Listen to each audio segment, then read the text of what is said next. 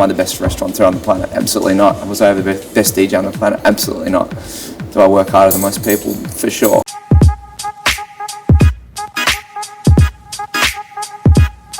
Pretty much the only thing that's remained consistent across Grant Smillie's career is that big, beaming smile. The promoter turned DJ, turned producer, turned restaurateur cut a swathe through the Australian music house scene in the 2000s, winning 2 ARIAs for his single Flaunt It as part of TV Rock.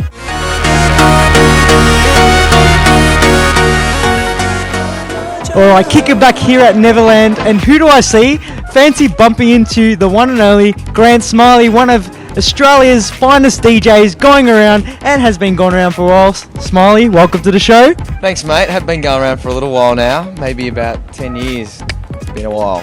We won't talk about where you've been going around. No, we won't talk about that. But seeing you in Melbourne, it's unusual these days. Touring all the time. Tell us a bit about the tour you just finished. The Europe tour, finished off in Mykonos. Yeah. I mean, I left in May, end of May, went to Ibiza for the opening parties and this international music summit there. So that was great. Went for like Neon, my label, as well, and then toured all through Russia. Played Mykonos, as you said.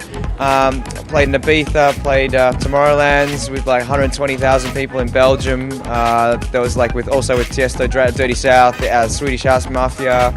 It's been pretty amazing, and the whole time able to make records. So I made a record with Afrojack when I was there, made one with Dave Spoon, a couple with a few other cats, so it's just been really productive. Smillie decided to go into the hospitality business. In 2013, he jointly founded Botanical Group, the masthead of several prominent venues in Los Angeles.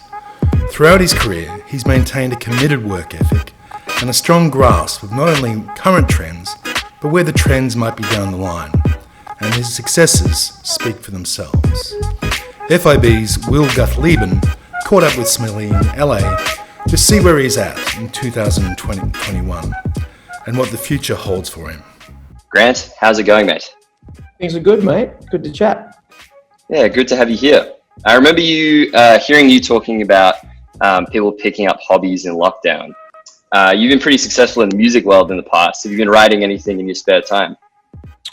I haven't actually been doing any music in this lockdown period. If anything, it's sort of just been trying to figure out additional creative outcomes for future hospitality projects. And I think often you don't get a chance to really think from a macro perspective. You're just sort of stuck in the moment doing the actual activity that you're presently focused on. What would you say like your main design philosophy is with your restaurants, and like when innovating new stuff? Like what's sort of the driving philosophy behind the work that you do? Good questions. I mean, I think there's plenty of different factors and drivers.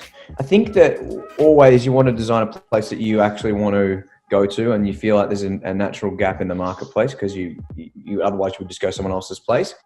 Part of it is a experiential outcome. So and by that I mean, for example, one of our new projects, Grandmaster Recorders, is quite a large project. It's probably like 1,700 square meters, and it's got a rooftop for 350 people. It's got a restaurant dining room for 150, and it's got a recording music room for plus 150. So you're talking about a spot that on a Saturday night might put through between 1,000 and 2,000 people, I'd say.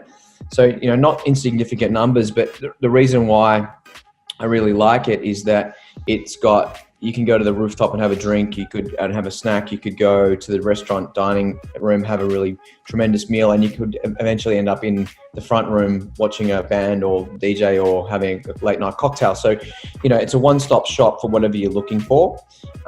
So from a design perspective, each has to have their own identity and their own flow and I guess experiential outcomes, because if it all feels pretty one-dimensional, then you've sort of come in, you've seen it, you've understood it. So I think the design flow really needs to be with an attention to detail, and I think that's the tactile finishes and whatever else that make you feel like you're in a really special place. And that attention to detail can come down all the way through to typography and font and uniform, and then even the way you're plating your food. And food with any F&B or hospitality venue has to be the core of anything, because if quality's there, then you'll always have the winning outcome.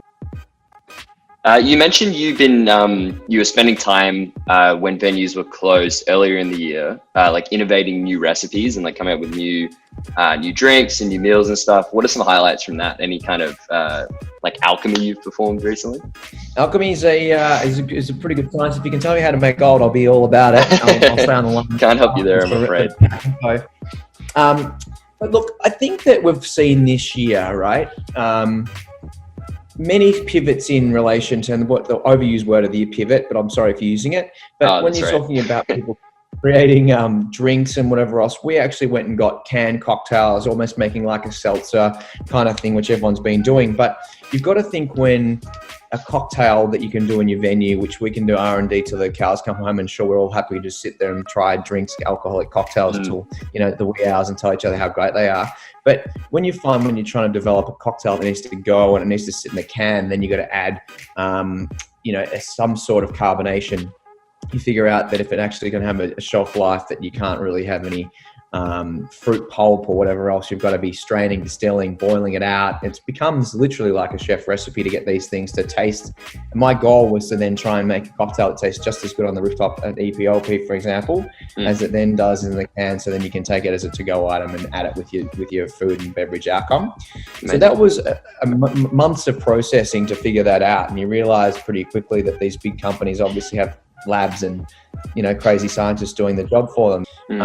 There was also things when we were starting to develop our own sources and brands, when you start to then think about yourself as almost as a grocer. Some people were able to do that, where you can then take home your crunchy chili oils and all those things. Got one final question for you. All the food you serve up at your restaurants, EPLP, Phony Fish Island and so on, looks amazing, really healthy, really well done. What I want to know is, what's your comfort food when you think no one's watching? So for me, a chicken sandwich or a chicken burger, like we might call at home, but a fried chicken sandwich is my go-to cheat day. And there's some really good ones over here. I mean, we make some good ones, but if you're going to go to a chain, Chick-fil-A, or there's the Popeyes chicken's pretty solid, as a sandwich. It's not good for you, but it's pretty damn good. Yeah, I'll definitely keep a lookout for it if I can ever make it to LA. Well, Grant, I think we can wrap it up there. Thanks very much for your time. It was really good speaking with you. You too, mate. Anytime.